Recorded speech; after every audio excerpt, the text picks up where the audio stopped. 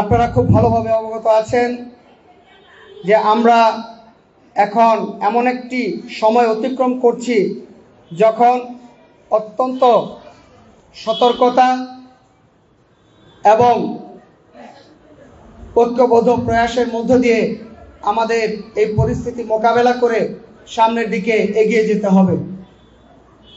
মানুষের অনেক প্রত্যাশা, সেই সাথে জনজীবনে নিত্য প্রয়োজনীয় দ্রব্যের অসহনীয় মূল্য বৃদ্ধি সহ আইন শৃঙ্খলা পরিস্থিতি সহ প্রয়োজনীয় নানা বিষয়গুলিতে নানা ধরনের প্রশ্ন তৈরি হয়েছে, সংকট তৈরি হয়েছে।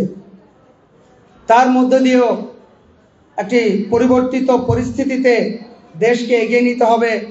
মানুষের যে প্রত্যাশা, সেই প্রত্যাশা পূরণে সকল রাজনৈতিক দলগুলিকে, সকল দেশপ্রেমিক শক্তিকে ঐক্যবদ্ধভাবে কাজ করে যেতে হবে।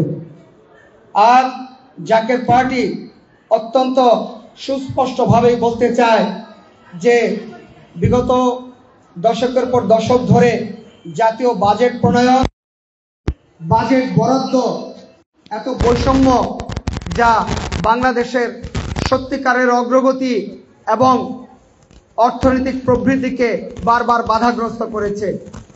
আমরা যেই অর্থনৈতিক প্রবৃদ্ধি এবং অগ্রগতিতে সন্তুষ্ট হয়েছি, তার চাইতেও অধিক বেশি অগ্রগতি আমাদের সাধিত হতো যদি বাজেটে বৈষম্য না থাকতো। আজকে আমরা দেখতে পাই যে শহর এবং গ্রামের শিক্ষা এবং অর্থনীতি সহ সবকিছুতে ব্যাপক বৈষম্য। সমস্ত কিছু রাজধানী ঢাকাকে কেন্দ্র করে আবর্তিত, অর্থাৎ সবকিছু কেন্দ্রীভূত। দেশের শিক্ষা ব্যবস্থা, রাজনৈতিক ব্যবস্থা, অর্থনৈতিক ব্যবস্থা, প্রশাসনিক ব্যবস্থা এবং চাকরি বাকরি, কর্মসংস্থান, ব্যবসা বাণিজ্য, সমস্ত কিছু রাজধানী ঢাকা কেন্দ্রিক, সমস্ত কিছু কেন্দ্রীভূত।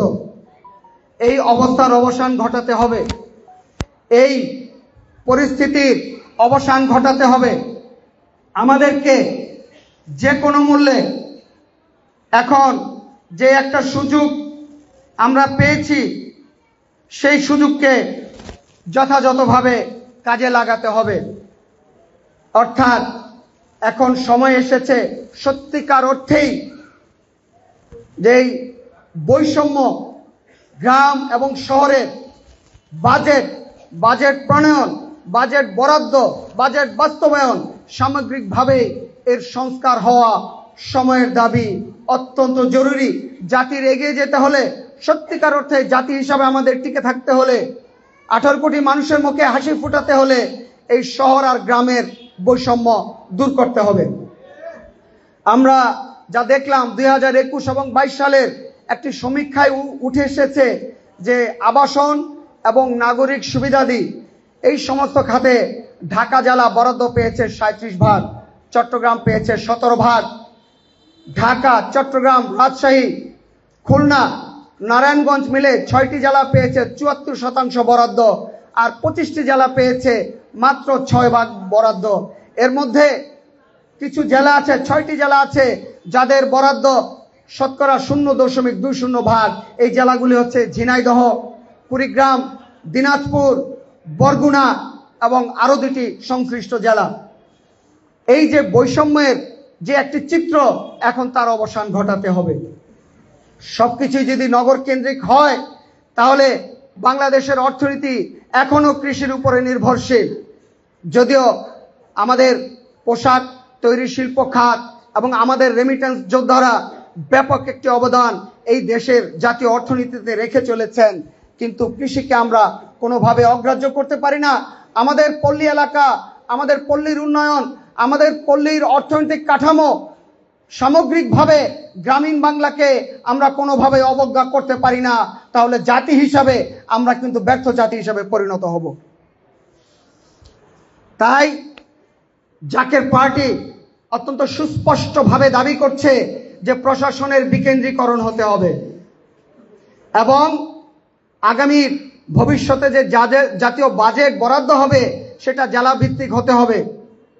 যদি প্রাদেশিক সরকারের মাধ্যমে বাজেট বরাদ্দ হয়, তাহলে অর্থের সুষম বন্টন এবং বাজেটের যে অর্থ তা গুণগত ব্যয় সুনিশ্চিত হবে। আজকে আমরা যদি একটু তুলনামূলক বিচার করি, রাজধানী ঢাকায় যদি ঢাকার একটি সিটি কর্পোরেশন, উত্তর বা দক্ষিণ সিটি কর্পোরেশন $1 বিলিয়ন জাতীয় বাজেটের বরাদ্দ পায়, আমরা দেখি যে উত্তরবঙ্গের সেই রংপুর সিটি কর্পোরেশন তারা মাত্র $80 মিলিয়ন পায়। তাহলে বাংলাদেশ কিভাবে আগাবে?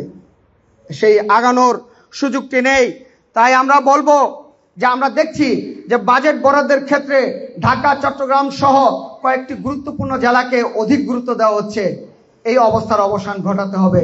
যেই অর্থনৈতিক জোনগুলো তৈরি করা হচ্ছে সেইখানেও দেখা যাচ্ছে যে এমন এমন জায়গাগুলিতে অর্থনৈতিক জোন হচ্ছে যেই জেলাগুলি অত্যন্ত গুরুত্বপূর্ণ, অর্থাৎ আগে থেকে অগ্রসর, কিন্তু যেই জেলাগুলি অবহেলিত, যেখানে জমির মূল্য কম, যেখানে ঘনবসতি বেশি, যেই এলাকার শিক্ষার উন্নয়ন সাধন দরকার, গ্রামীণ সামগ্রিক কাঠামোর উন্নয়ন দরকার, শিক্ষা ব্যবস্থার উন্নয়ন দরকার, সেই জেলাগুলিতে আমরা দেখতে পাচ্ছি যে অর্থনৈতিক জোন সহ বাজেট বরাদ্দ সেই আগের মতোই থেকে যাচ্ছে। কাজেই এই অবস্থার অবসান ঘটানো অত্যন্ত জরুরি। জাকের পার্টি সুস্পষ্টভাবেই দাবি করছে, আহ্বান জানাচ্ছে যে প্রশাসন বিকেন্দ্রীকরণ করতে হবে এবং জেলাভিত্তিক বাজেট প্রণয়ন করতে হবে। জেলা বা মহানগরের মাধ্যমেই সেই সংশ্লিষ্ট জেলার বাজেট প্রণয়ন হবে, বাস্তবায়ন হবে এবং তারাই বরাদ্দ ঠিক করে দিবে। এই ক্ষেত্রে জেলাভিত্তিক শিক্ষা উপমন্ত্রী, উদাহরণস্বরূপ শিক্ষা উপমন্ত্রী থাকতে পারেন, স্বাস্থ্য উপমন্ত্রী থাকতে পারেন, যদিও কেন্দ্র থেকে সমস্ত কিছু নিয়ন্ত্রিত হবে। আর আমরা যদি দেশের জাতীয় আইন শৃঙ্খলা পরিস্থিতির কথা বলি, যদি আমাদের জাতীয় নিরাপত্তার সুরক্ষা ব্যবস্থার কথা বলি, তাহলে পুলিশ বাহিনী কেন্দ্রীয়ভাবে একটি থাকবে, সামরিক বাহিনী কেন্দ্রীয়ভাবে একটি থাকবে। তা প্রাদেশিক করার কোনো প্রয়োজন নেই, জেলা ভিত্তিক করার প্রয়োজন নেই। তাই একটি কথা দিয়েই শেষ করব, যদি সত্যিকার অর্থেই বৈষম্যহীন বাংলাদেশ গড়তে হয় তাহলে গ্রাম আর শহরের উন্নয়ন এবং সুযোগ সুবিধার যেই পার্থক্য তা নিরসন করতে হবে। এবং কখনই এই কথা বলা যাবে না গ্রামে পর্যাপ্ত সুযোগ সুবিধা না দিয়ে, আর্থিক কাঠামো, শিক্ষা কাঠামো, সুযোগ সুবিধার কাঠামো উন্নত না করে কাউকে শহর থেকে যদি আমরা বলি যে তুমি গ্রামে যাও, প্রশাসন বিকেন্দ্রীকরণ হয়েছে, তাহলে সেই জিনিসটা কোনোভাবে বাস্তবসম্মত হবে না। কারণ সুযোগ সুবিধার উন্নয়ন না হলে কেউ গ্রামে যাবে না এবং তখনই প্রশাসন বিকেন্দ্রীকরণের উদ্যোগগুলি ব্যর্থতায় পর্যবসিত হয়ে যাবে। কাজেই শহর এবং গ্রামের মধ্যে সামগ্রিকভাবে যদি বৈষম্য নিরসন করা হয় তাহলে সারা দেশেই অর্থনৈতিক ক্ষেত্রে, রাজনৈতিক ক্ষেত্রে, শিক্ষা ক্ষেত্রে, চিকিৎসা সেবা ক্ষেত্রে, সেবাদানের ক্ষেত্রে, চাকরি বাকরি, ব্যবসা বাণিজ্য সমস্ত ক্ষেত্রে একটা সাম্য তৈরি হবে। তখনই একটি কল্যাণ রাষ্ট্র বাংলাদেশ প্রতিষ্ঠার পথ প্রশস্ত হবে। কল্যাণ রাষ্ট্র বাংলাদেশ প্রতিষ্ঠা তখন অধিকতর সহজ হবে। আবারও বলবো যে একটি বৈষম্যহীন বাংলাদেশ প্রতিষ্ঠায় প্রশাসন বিকেন্দ্রীকরণের কোনো বিকল্প নেই। একটি বৈষম্যহীন বাংলাদেশ প্রতিষ্ঠায় ভবিষ্যতে জেলা ভিত্তিক বাজেট বরাদ্দের কোনো বিকল্প নেই।